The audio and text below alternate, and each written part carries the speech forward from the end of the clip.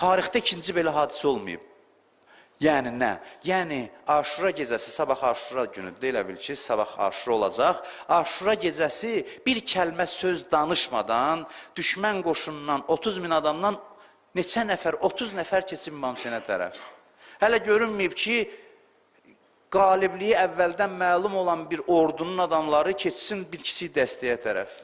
Bu nəyin nəticəsində oldu? Heç kəs dəvət eləmədi onları. O vicdanı oyaq zərrə qədər vicdanlı olan insanlar vardı o qoşunda.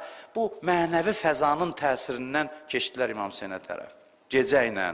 Amma İmam Hüseyni bir nəfər tərk eləmədi. İmam dedi, gedən getsin, sabah biz şəhid olacağıq. Şəhadətimiz qətidir və sizin üzərinizdən beyyətimi götürürəm. Kim getsə mən onları qınamıram.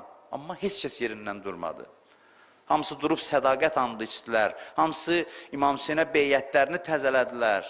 Dedilər, 100 canımız olsa, 100 dəfə doğransaq səni tək qoyub getməliyik. Biz sənin üçün gəlmişik, haqq uğrunda gəlmişik. İmam Hüseyn bir çadır şəhərciyi düzəldib.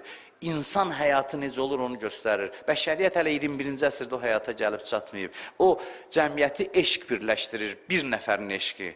O cəmiyyətin mərkəzində Allahın dostu dayanıb və pərvanə kimi onun başına dolanan dostları dayanıb. Ona görə onlar bir eşqə bağlıdırlar deyə tam mənəmçilikdən azad olublar, eqoizmdən azad olublar. Ona görə onlar bir-birinə mehribandılar.